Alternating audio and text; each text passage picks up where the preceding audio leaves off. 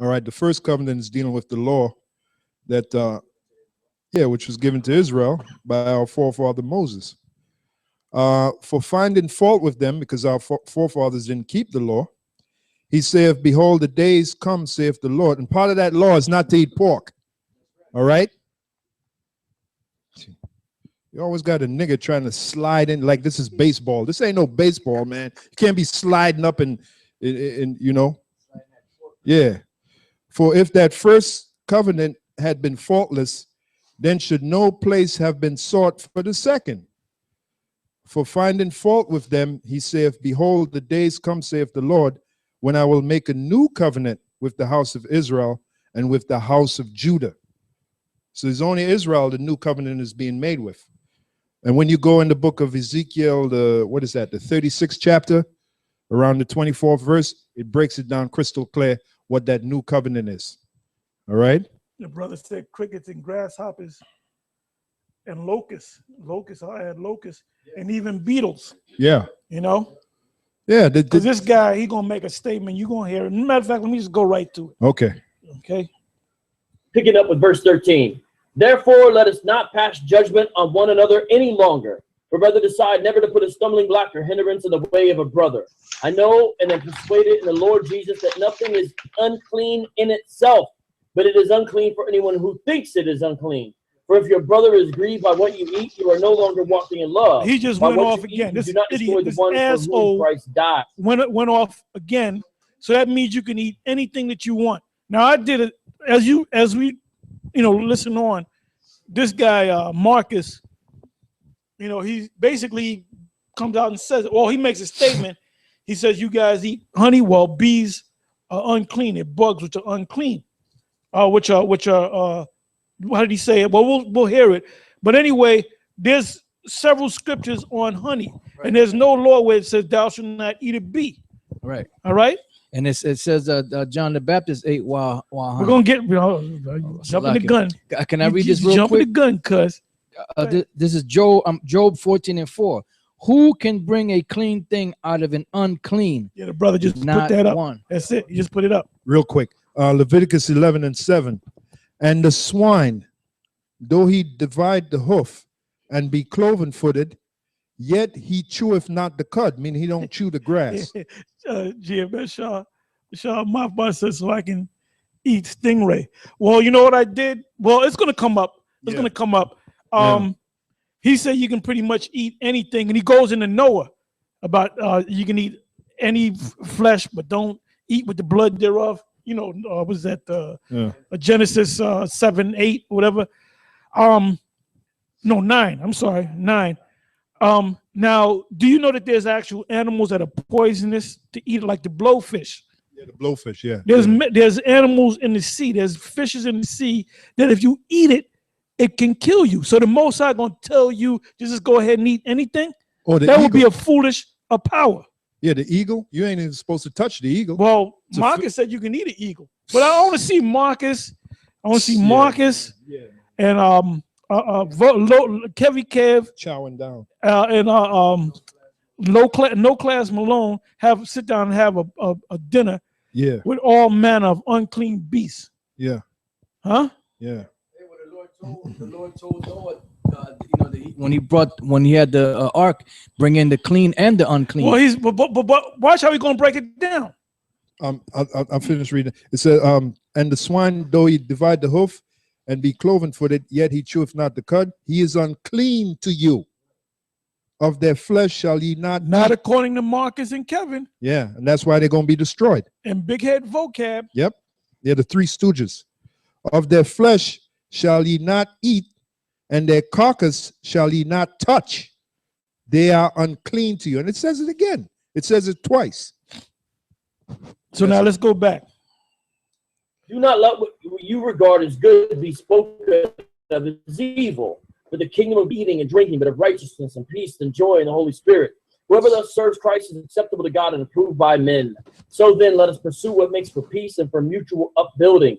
Do not, for the sake of food, destroy the work of God. Everything is indeed clean, but it is wrong for anyone to make another stumble by what he eats. It is good not to eat meat or drink wine. Hey, or Vocab, you are an idiot, man.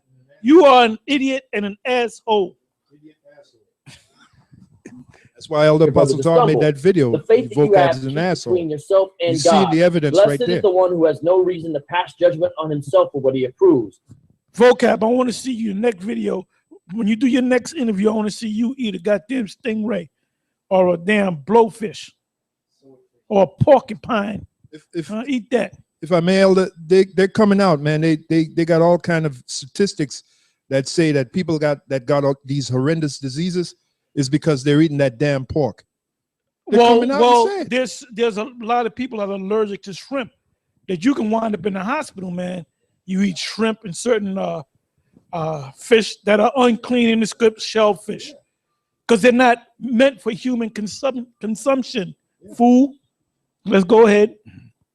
But whoever has doubts is condemned if he eats, because the eating is not from faith, but whatever does not proceed from faith is sin. I mean, that's a whole argument. And here this guy ain't got no beard on his face, and neither does Marcus. Can I say another thing? And neither does that watermelon slave right there. Don't, you know, Catch for the and they're sitting down and they're listening to that want to make joker. that a big deal. You know, don't let me catch you eating anything with honey in it, because you know honey is produced from bees, and bees are considered unclean. You know, so don't let me catch you eating those things. According to Negas? Another thing too that I also hold on.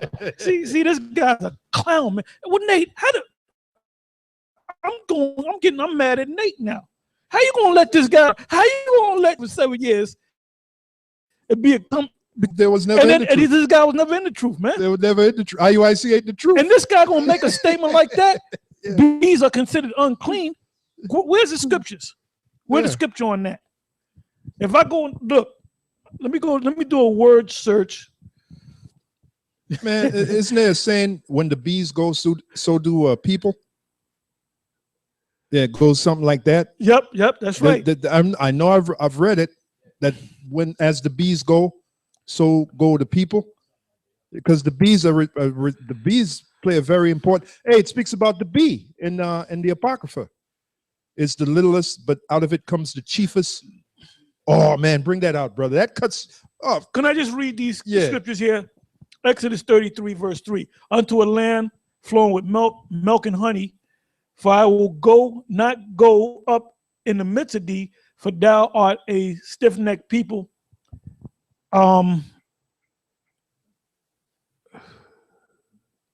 Okay, Leviticus 20:24. Ye shall inherit their land, the land of the Canaanites, and I will give it unto you to possess it, a land that floweth with milk and honey. I am the Lord your power, which have separated you from other people. Oh, that's a good scripture to use to show you that the Most High ain't dealing with everybody. There's a bunch of scriptures that speak about a land flowing with milk and honey.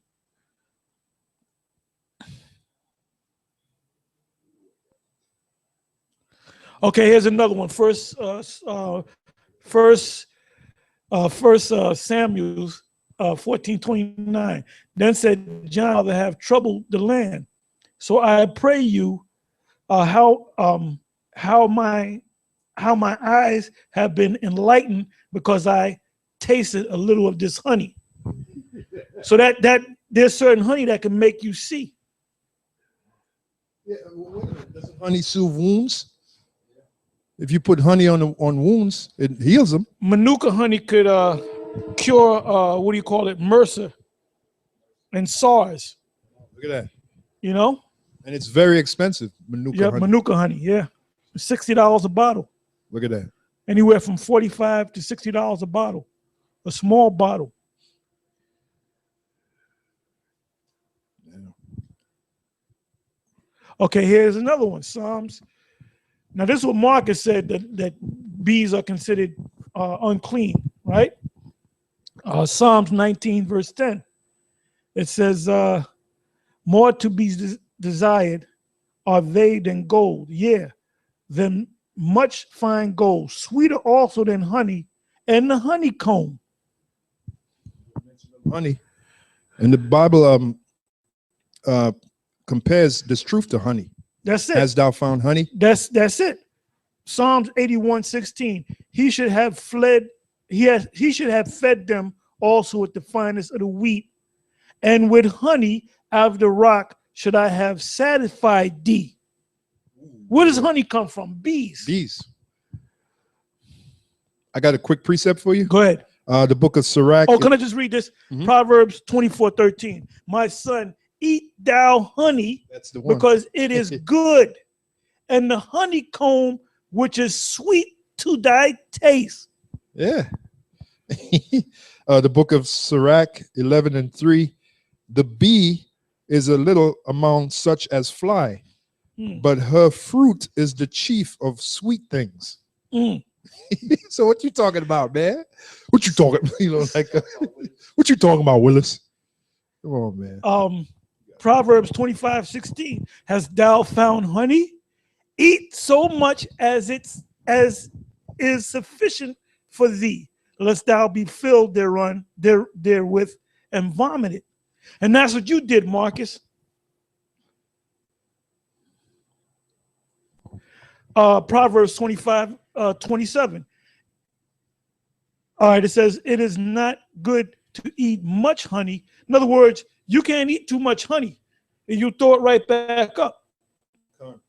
So for men to search their own glory is not glory. And a lot of guys search their own glory. Oh, yeah. That's Him. Oh, definitely. He's contender number one. Sakari searching his own glory.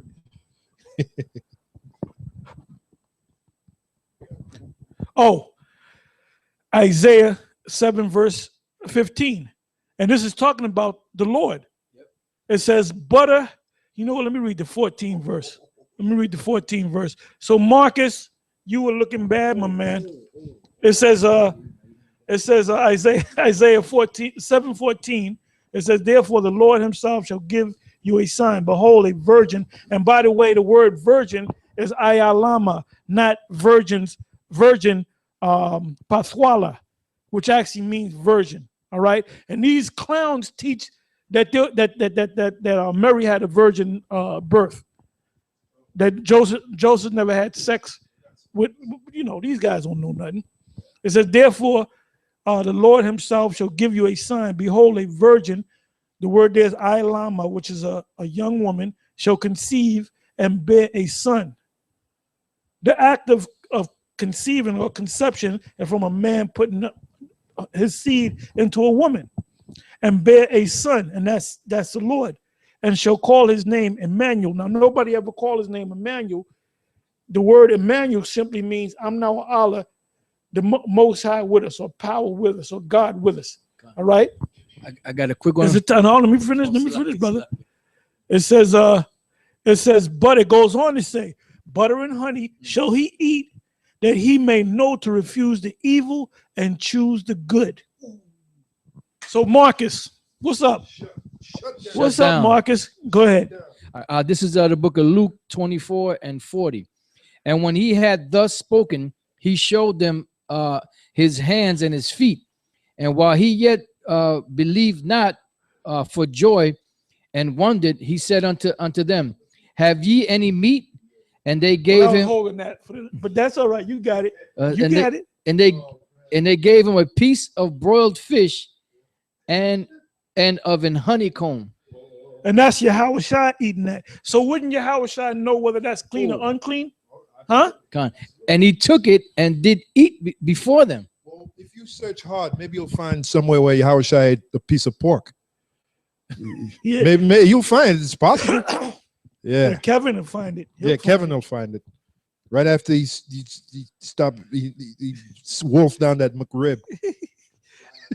Anyway, Matthew, the book of Matthew is the 3rd chapter, the 4th verse. And the same John, which is John the Baptist, or the baptizer, John the son of Zebedee. No, is this his father Zebedee? Zacchaeus, I'm sorry. John the son of Zacchaeus. And the same John had his remnant of camel's hair and a leathern girdle about his loins, and his meat, his food, was locust and wild honey. Look at all those. Look at all the references to honey. And you got this guy making a stupid statement like that. Yeah, 7 years into knowing that you were Israelite into the scriptures, and you would make a stupid statement like that? Huh? And both of them look stupid. They both look stupid. This is crazy. In 2016, we got to go over this with Israelites. Hey, it's all good. Hey, it's what we love to. Anyway, with that, we're gonna close it and we're gonna finish this thing. It's gonna be a part 2, most I want later on. Con. Anyway, with that, I'm gonna say shalom. Shalom to the elect.